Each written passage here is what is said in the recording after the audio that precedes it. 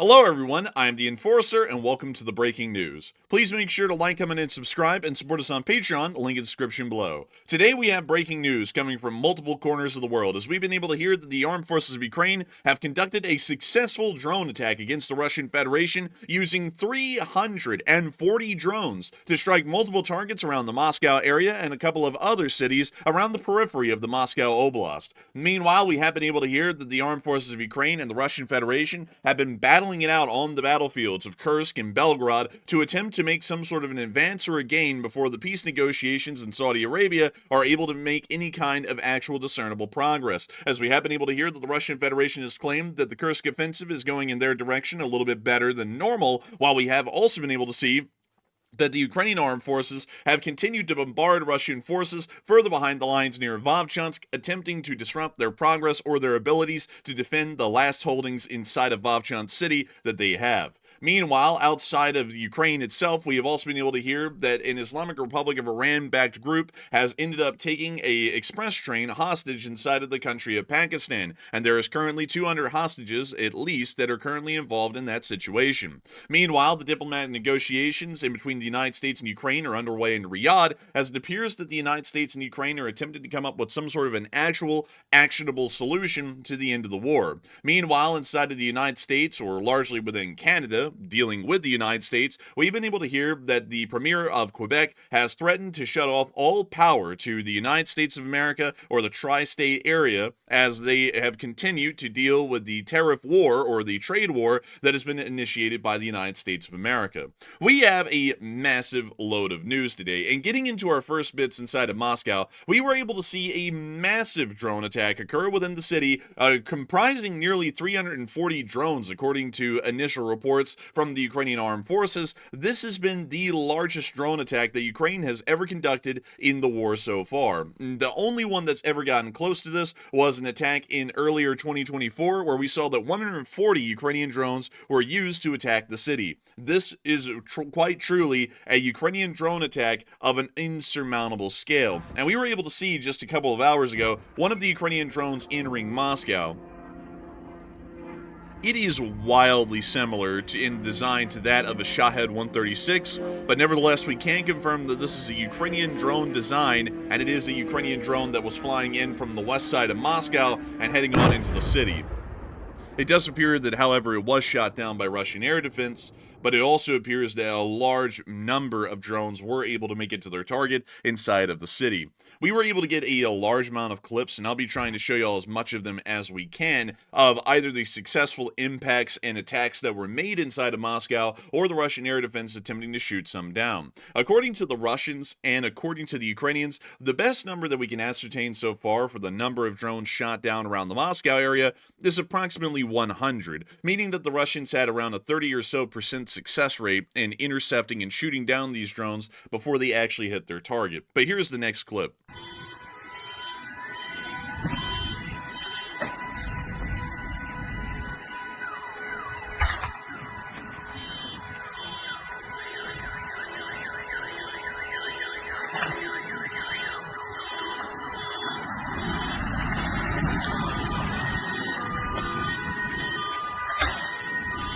Of course, when you hear the sound of explosions,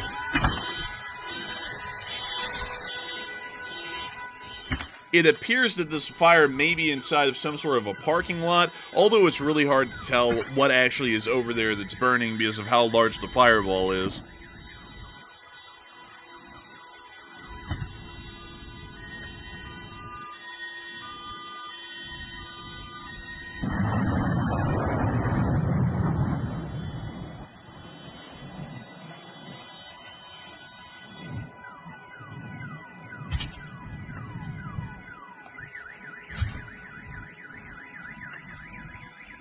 Moving on to our next clip, we were also able to see another drone.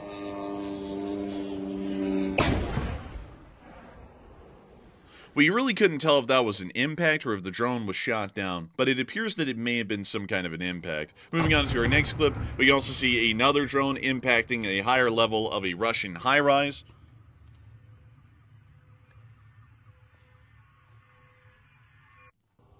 And in the next clip after that, we can once again see another parking lot that was dealt extreme damage overnight. We are believing that this may be the aftermath clip of the first clip that we saw in this series right up here.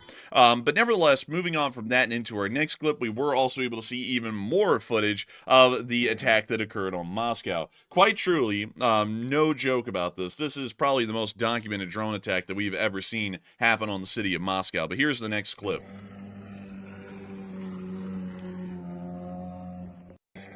And moving on from that and into the next one, we can see some damage that was caused to a high-rise inside of Moscow. We can also see a fire on some sort of a residential building that may have been hit by a drone. And then finally, in this last picture, we can see what appears to be the parking lot fire that we saw a little while ago. Meanwhile, there were even more strikes on the city of Moscow, or at least more video footage of it. And we can see this right here as well, another video of another, well, actually, it appears that Russian air defense, a Pantsir S-1 on an air defense tower was firing at one of the incoming drones.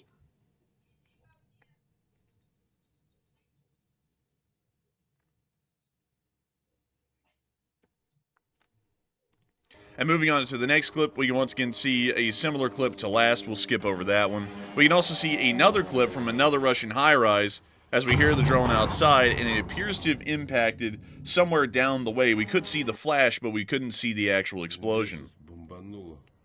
And now we can see them also showing off more damage to one of the high-rise buildings in Moscow that appears to have been possibly hit by some debris from a drone, or a drone directly hit the building.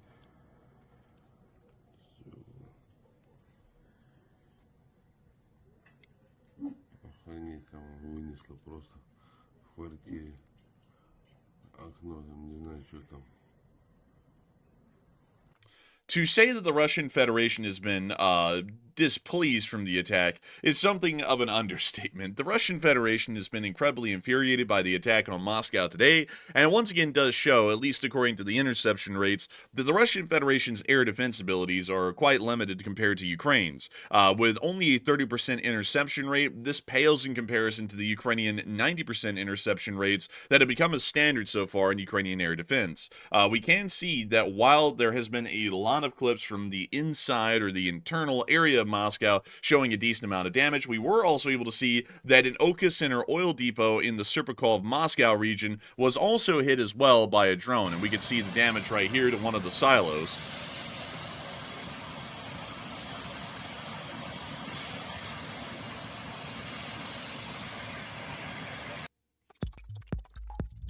That's the end of that clip, but once again showing us that there was a decent amount of damage that was created by this drone attack on Moscow. However, we have been able to hear that the Russian Federation has already been trying to ramp up their response, and it appears that they're going to be escalating the matter while they are in the middle, supposedly, of peace negotiations to end the war. We have now heard that according to the State Duma Defense Committee head, Karpatalov, he has urged Putin to respond to the drone attacks, and according to him, he believes that it would be the best to launch an Oreshnik missile, preferably more than one, towards the state of Ukraine. Once again, we do want to put this out there that this is a drone attack, and the Russian Federation conducts drone attacks against Ukraine about every other day, and so the Russians get attacked with a drone attack that is comparable in scale to any normal Russian drone attack, and now they're saying that they need to start launching intermediate range ballistic missiles that are nuclear capable at Ukraine as a response. This is largely showing us at this point that the Russian Federation really is on its last leg. For them to start threatening an intermediate range ballistic missile launch over the fact of a drone attack is something that is just absolutely wildly bizarre. There really is no other way to explain the behavior of the Russian Federation's government rather than it is becoming desperate and possibly erratic, because we do know that there is a very low chance that their military would be able to survive till the end of the year. Based off of the current logistical and equipment reports that we've been getting, it does appear that they are running incredibly slim on equipment, and not only that, financially, the Russian Federation has been dealing with some incredibly tough times. We have been able to see as well that it appears that a refinery was also hit within the Oral region, or the city of Oral in the Oral Oblast. And that's the only clip that we have, is that faint orange glow in the distance, but still showing us that there was more than one hit that occurred within the area. Meanwhile, moving on out of the actual attacks that occurred inside the Russian Federation, that once again were pretty devastating, but still were not exactly the major bit of news for the day, we are going to be moving on down into the Kursk Oblast and the Vovchansk Oblast, because we have been able to get a decent amount of frontline news equally valuable as the major drone attack that occurred on Moscow. And moving on into the Kursk Oblast, we were able to see that the Russians are trying to put everything they can into retaking the Kursk Oblast area. In this one clip alone, we can see a heavy amount of helicopter support, incredibly rare throughout most of the war, being brought in to help support the Russian Federation ground forces within the Kursk Oblast.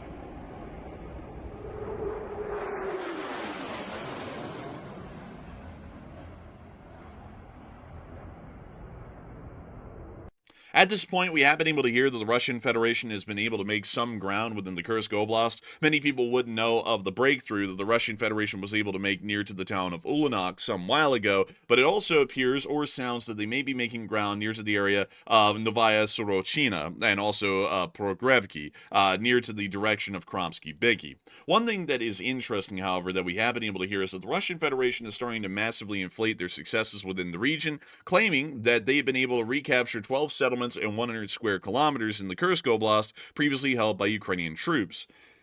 While I can confirm that the Russian Federation has taken ground, it doesn't appear that it's anywhere close to being 100 square kilometers or 12 villages. It appears to be closer to 20 square kilometers and around 4 or 3 villages at this point, and it appears that the Russian Federation may be exaggerating their frontline successes and results, although admittedly there are frontline successes that the Russian Federation is making within the Kursk Oblast. We are understanding that the Ukrainian armed forces are going to attempt to hold the Kursk Oblast, although some have started to show a waving in trust or their support for the Kursk offensive, and there have been possible suggestions that the Ukrainian forces should withdraw from Kursk and avoid any major casualties. This largely becomes because the Kursk offensive was never supposed to be a major strategic axis. It was more so of a distractionary measure through most of the offensive. We could largely tell that because the offensive never made it to a major strategic site like the Kursk nuclear power plant or the city of Kursk itself, and really only held a large myriad of villages and towns near to the border at its peak of the offensive. For this reason, we largely do understand that this was an attempt to get the Russian Federation to draw a lot of its combat troops from the current fighting front lines in Ukraine and into the Russian Federation, where those frontline forces couldn't be used against the Ukrainians, and the Ukrainians would have a slightly better chance of being able to reclaim some of their lost territory. That never really happened, but at the same time, this did eat up a large amount, tens of thousands of Russian troops that otherwise could have been used elsewhere. But it does appear that the Ukrainians are still going to be steadfast and adamant on holding the territory that they have within the Kursk Oblast. Meanwhile, down near Vovchansk and Chebekino, we have been able to see that the Ukrainian forces have been bombarding Russians behind the line, just a little bit north of Vovchansk, and hitting Russian forces within Chebekino. We can see a fire from one of the artillery strikes right here. The Ukrainian armed forces have been continuing to try and uproot the Russian Federation's armed forces from the remnants of northern Vovchansk for some time at this point. And while the Ukrainians have been able to take control of most of the city, it is only that little contingent that's left within northern Vovchansk that poses a serious issue. The Ukrainians are still attempting to knock them out, or largely drive them away from the city of Vovchansk, and it appears that they are going to attempt to do that by hitting their logistical forces at Chebekino. And hopefully, this time, they will be able to shake the Russians up enough to be able to push them out of the city of Vovchansk for good. Meanwhile, outside of the Russian Federation in Ukraine, we have also been able to hear inside of Pakistan that it appears that an express train has been hijacked by an Iranian proxy group. We've been able to hear that they have hijacked the Jafar express train in Pakistan and have taken hundreds of passengers hostage. According to the information that we have, the number could be anywhere in between 140 to 200 passengers currently being held hostage. The proxy group is threatening to execute the hostages if Pakistani security forces launch an operation. We've also been able to hear that their demands involve the Pakistani government releasing a large amount of Iranian supporters that have been designated or charged for terroristic activities inside of the Islamic Republic of Afghanistan. It appears at this point that the Pakistanis have not made any official action towards the armed gunmen on board the train that are holding around 200 people hostage, but we are assuming that this will once again be showing us that the Iranians are largely isolated in their own world and will not really be getting a lot of support from any of their surrounding geographical neighbors. This is something that has been brought up in the past, especially while there's been murmurs or really statements that the United States of America and Israel will begin a bombing campaign on Iran to destroy their nuclear weapons development and research capabilities, that some countries surrounding them may support their cause. The honest truth is that nobody likes Iran. Some people try and get along with Iran, like Turkey, to a limited extent, but a lot of countries like Pakistan, Afghanistan, Iraq, and Kuwait actually have incredibly unfriendly relationships with the Iranians, and for this reason, they'll never really come to the military aid or support of a country that they're incredibly unhappy with and is wildly unpopular within the region, usually considered even violent and extremist by other countries' standards that would also be considered violent and extremists. For example, the Emirate of Afghanistan, which is run and administered by the Taliban. Even the Taliban finds the Iranians too extreme for their own liking. But moving on from that, we have been able to hear that while the Middle East is still a bit of a tumultuous place, it does appear that an attempt for peace in Ukraine is being made by a U.S.-Ukrainian delegation inside of Saudi Arabia. As we have been able to hear that according to the first round of negotiations, a national security advisor, Waltz, stated that they're getting there, and according to what we know, there's been about 4 or 5 hours of negotiations at the point that this video was filmed right now, and it does appear that there may be some kind of a security guarantee given to Ukraine by the United States in exchange for some sort of a ceasefire arrangement, but we can see them stating in their own words that it appears that they're getting there in this statement right here. Secretary Rubio, how was the meeting? Sir, how was the meeting? Did it go well, Mr. Waltz? And as you can hear, Mr. Waltz said that they were getting there, and it does appear that there is some sort of diplomatic progress being made in Riyadh towards actually ending the conflict. Although there may not be an actual discernible progress in the end, because we're not exactly sure what the Russian Federation is still going for. It appears that the Russian Federation is still attempting to achieve an unconditional victory or an absolute victory inside of Ukraine.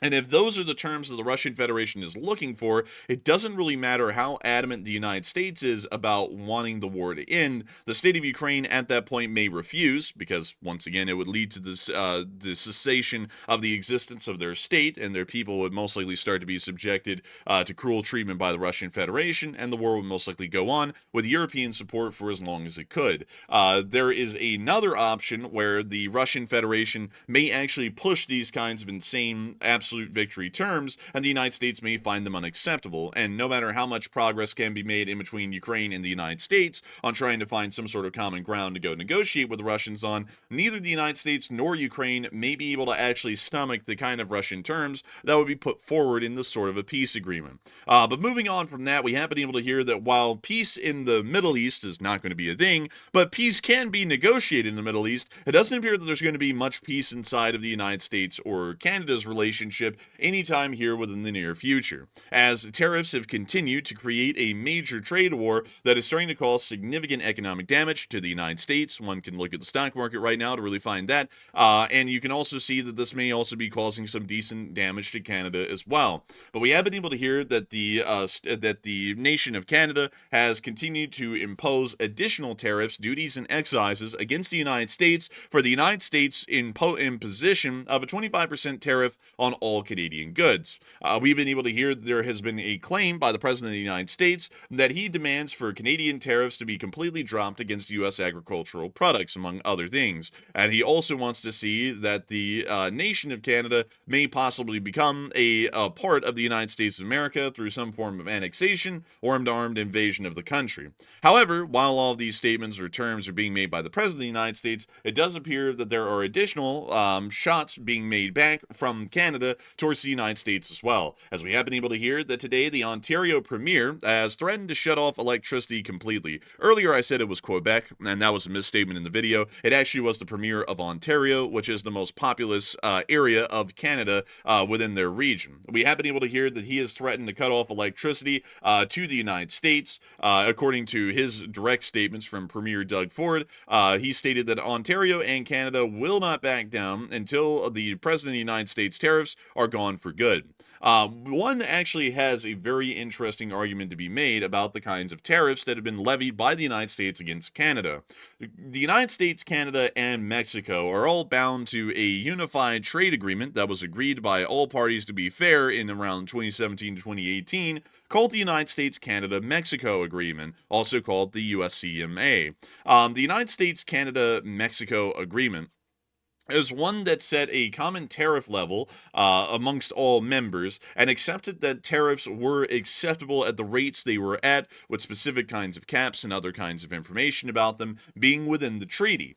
That's something that is incredibly interesting because, to put this out there for some people, the USCMA was actually created and agreed upon during the current president's prior administration from 2016 to 2020, meaning that at the time when that agreement was made, the current president was the sitting president, and he found the trade deal to be incredibly fair. And I was alive at the time, and I remember that it was lauded to be incredibly fair, and that it was a great trade deal for the United States. Fast forward a couple of years, and now we're hearing that it's an incredibly unfair trade deal, and the Canadians and the Mexicans are shafting the United States, which couldn't be the case because I was told years ago that this was a great trade deal, and I'm largely going to be on the mindset that it is. The U.S. GDP has been showing that whatever trade we have been conducting, it's been producing an insurmountable amount of wealth over the past few years, really over the past decade for the United States of America. And so there really is no good argument to be made that people could be ripping off the United States, because if they were ripping off the United States, obviously we would be losing GDP. Instead, we're rapidly skyrocketing in national value and gross domestic product.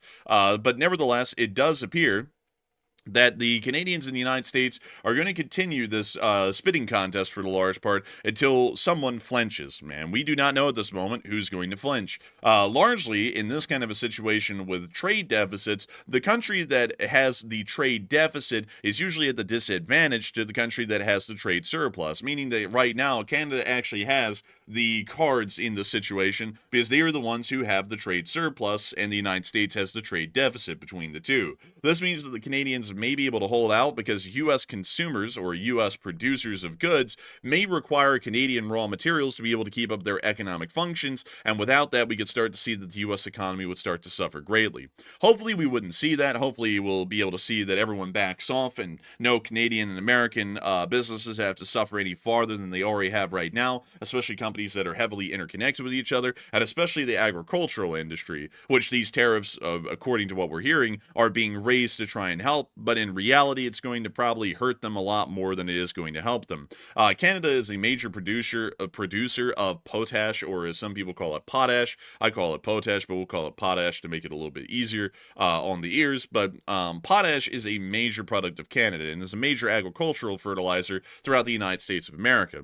U.S. farmers, as many people know, much like many farmers in the modern industrialized world, have an incredibly hard time making ends meet because the fact of mechanized agriculture is just an incredibly expensive undertaking, especially for smaller farmers that are not able to lean on a major conglomerate or corporation to be able to run their farms. For this reason, potash is one of the major sorts of goods that farmers have to purchase inside the United States to be able to fertilize their crops. With a 25% tariff against Canadian potash, this will start to raise the price of fertilizer inside the United States, agricultural fertilizer, by 25%, meaning that these farmers may be out of house and home before long because they will not be able to afford fertilizer, and without fertilizer, crop yields will begin to significantly decrease. And without extensive crop yields, that means that there are less crops going to the open market, which means that the price of food will also increase for the consumer as well. So while life is becoming unaffordable for the farmers, it may also become unaffordable for the average American citizen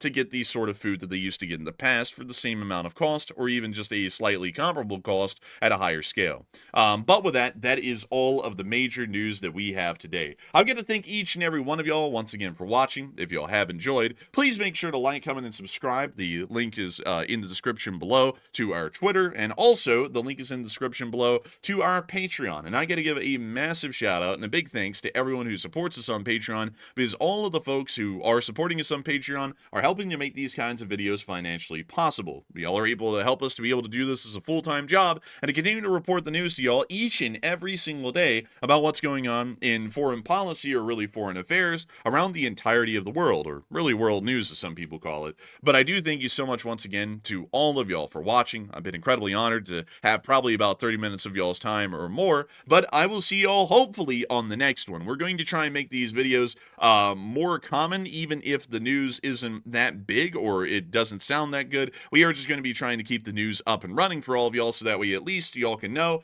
that no matter if the news is good or bad, y'all can always get it here from the Enforcer channel. And oh, by the way, if you've all made it all the way to this point in the video, please make sure to put down in the comments section, Moscow, for all of the folks in Moscow that were probably turning their pants brown because of the drone attack that was happening today. So if you are a avid viewer of the Enforcer and you made it all the way to the end point in this video, make sure to put Moscow in the comments section below. But still, a big thanks to all of y'all once again for watching, and I will see all of y'all in the next one.